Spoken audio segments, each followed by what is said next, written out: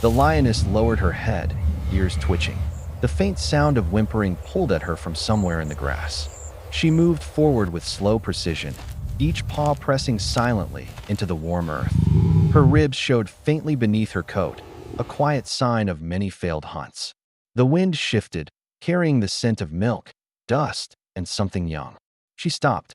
The smell was unfamiliar, domestic, foreign to the wild, but alive. She pushed her nose through the dry stalks and found them. For tiny pups pressed together in a shallow hollow, blind and trembling. Their soft cries reached her ears like the echo of something she had once known. The lioness stared. Instinct demanded she crush them. In their noise, feed her empty belly. But instead, she inhaled again, deeply. The scent was small, fragile, innocent. Her jaw trembled. One pup twitched, rolling onto its back, exposing its helpless belly. The lioness leaned closer. Her breath stirred the dust. Then, to the silent astonishment of the watching savannah, she opened her jaws and lifted the pup by the scruff, gently, almost tenderly, and stepped back into the tall grass. Her muscles rippled as she carried the tiny body, not as prey, but as something else entirely. She moved through the grass with care, her steps measured. After a short distance, she reached a hollow at the base of an old termite mound. The den was cool, shaded, and quiet. The same kind of place where she herself had once hidden her own cubs. She placed the pup inside the hollow, turned, and disappeared again into the grass. Moments later, she returned with another. Then another, and another. When the last pup was placed beside the others, she stood over them for a long time, her golden eyes calm, unreadable. The pups whimpered softly, pressing against her forelegs. She lay down, her massive body curling protectively around the fragile forms, and exhaled a slow, deep breath. That same moment, not far away, a village dog was running. Her coat was dusty, her ribs visible, her paws bleeding from thorns. She had gone searching for scraps among the human huts, but something inside her chest had pulled her back, the instinct every mother knows. As she neared her den, the wind shifted and her heart froze. The scent of lion. Her pace quickened. She crested the rise and saw the empty hollow, the prints in the dirt, the trail leading into the tall grass. She barked once, a sound sharp enough to cut through the still air. Then again, louder, frantic. The savannah swallowed her cries, but the lioness heard them. From the mound, the lioness lifted her head. Her ears turned toward the sound of the approaching dog. Her tail flicked once, twice. Then she rose. The pups stirred, mewling softly. The dog appeared through the grass, panting hard, dust clinging to her face. She stopped 20 paces away when she saw the lioness, a towering shape standing above her stolen litter. Her bark faltered into a growl. Fear and fury warred in her eyes. The lioness did not move. The two mothers stared across the small stretch of earth between them. The dog's tail stood rigid, her chest heaving. The lioness's eyes glowed in the sunlight, steady and unblinking. Around them, the air shimmered with heat, and for a long moment, the entire savannah seemed to hold its breath. The dog barked again, hoarse, desperate. She took a single step forward. The lioness's head lowered, her muscles flexing beneath her coat. A soft growl rolled from her chest. Not a threat, but a warning. Stay back. The dog froze, trembling. Then, something shifted. The lioness's gaze dropped to the pups, for small, helpless lives pressed into the earth.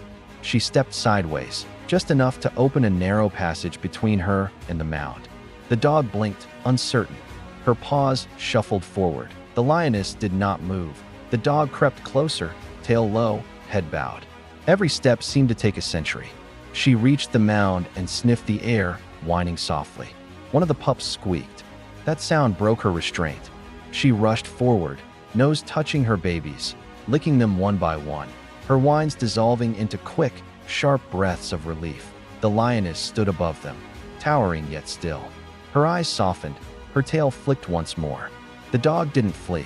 She stayed pressed to her pups, her body curved protectively around them, for several minutes.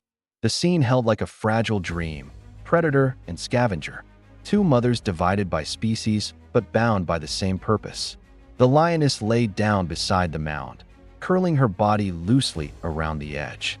The dog shifted slightly but didn't retreat. The pups squealed, blind to the danger around them. The lioness's ears twitched, responding to every cry that a gust of wind carried dust through the air. The lioness blinked slowly, her gaze drifting to the horizon. Her stomach growled, low and painful. Somewhere in the distance, antelope hooves drummed faintly against the soil. Hunger called her, a force she could no longer ignore. She stood. The dog tensed instantly, her lips pulling back over her teeth, but the lioness only looked down once more at the mound, then at the trembling figure guarding it. Slowly, she stepped away. Her powerful body brushed the air, sending a wave of heat and dust across the ground. The dog didn't move until the lioness was 10 paces away. Then she lunged forward, gathering her pups tighter, pushing them deeper into the hollow, licking them in frantic rhythm. The lioness glanced back only once. Her amber eyes caught the dog's for a heartbeat, something ancient passing between them. Then she turned and walked into the grass. The savanna swallowed her shape, her tawny coat fading into gold and shadow. The dog trembled, pressing her face into her pup's fur. The world was quiet again, save for the soft, rhythmic sounds of nursing and breath. Behind the curtain of grass, the lioness continued her steady walk. Hunger gnawed at her ribs, but her steps were calm. She had taken nothing from that mound, nothing but a memory that she couldn't name. Far behind her, the dog's soft whines faded into the hum of the plain. For a moment, predator and prey existed in peace, bound by a moment of impossible mercy, and though neither would ever understand it, the wild itself seemed to pause and breathe with them. Two mothers, two hearts, one instinct stronger than fear. The dog lay pressed against the mound, her breathing slow but uneven. The pups squirmed beneath her belly, their tiny cries blending with the hum of flies that circled lazily in the heat. Each time one whimpered too loudly, she nudged it close with her nose, licking its small head, silencing it. Every sound mattered. Every shadow mattered. The lioness might still be near. Minutes turned to hours. The sun climbed higher, burning white above the savanna. Dust shimmered in the air. Nothing moved, until the first vulture appeared, circling lazily against the pale sky. The dog's ears twitched. She lifted her head. Her eyes scanned the open plain, the endless grass moving in rippling waves. The vultures tightened their circle. Something had changed. From the far side of the plain came the low tremor of hooves. Wildebeest, a full herd, moving in slow, heavy rhythm. The ground began to pulse beneath the dog's paws. The sound drew closer, louder. Her tail stiffened. She pressed the pups deeper into the hollow, her body covering them completely. The air filled with the dull thunder of movement. The herd passed close. Dust rose in choking clouds, filling the air with the scent of earth and sweat.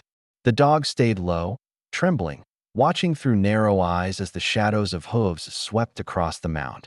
One wrong step, one curious beast straying too close, and the fragile family could be crushed in seconds. The wildebeest moved on. Silence returned, thick and heavy.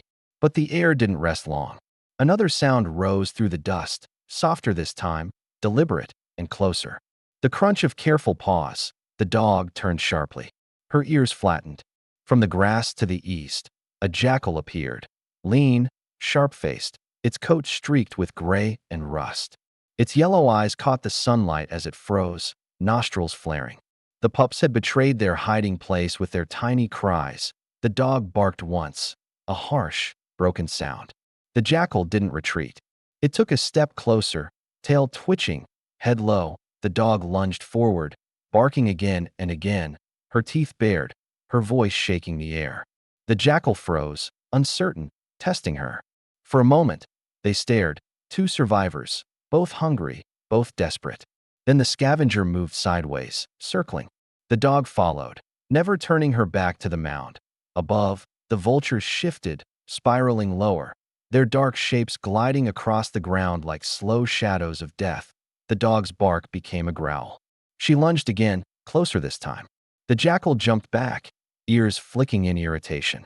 It had expected fear, not defiance. Still, it didn't leave. It began pacing wider, waiting. The dog's breath came in short bursts. Her paws left prints in the dry earth. Every muscle in her body screamed fatigue, but she refused to yield. Behind her, the pups whimpered, small, helpless sounds that pulled at the scavenger's patience. Then the wind changed. It carried another scent, one that froze them both. Lion. The jackal stopped moving. The dog's growl cut off mid-breath. From beyond the tall grass, a shape emerged, silent, fluid, deliberate. The lioness had returned. She stepped into the open with her head held low, eyes fixed on the mound. Her muscles rippled beneath her coat. The sunlight caught the curve of her shoulders, the sheen of her fur darkened by dust. The jackal stiffened.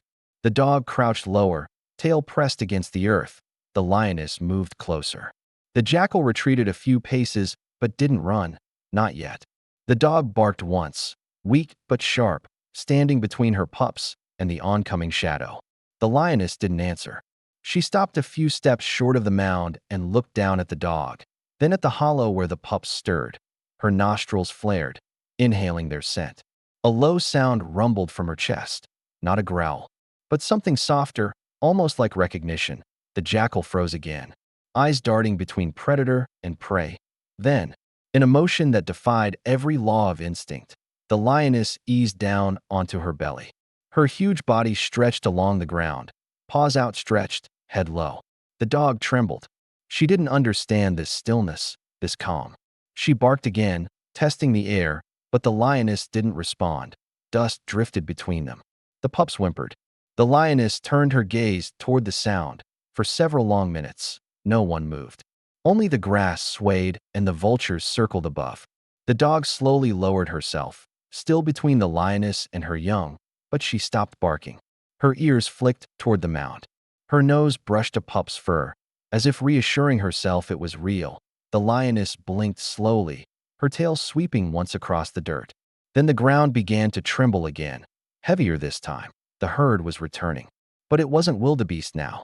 It was cattle. From the western edge of the plain came the faint jingle of bells, the rhythmic call of herders guiding their animals home. Human voices. The lioness lifted her head sharply. Her ears turned toward the sound. The dog tensed, eyes wide. The vultures rose higher, unsettled. The cattle emerged through the haze, large, horned silhouettes moving in uneven lines. Behind them, men in tattered robes walked with sticks, their voices rising and falling in chant-like rhythm.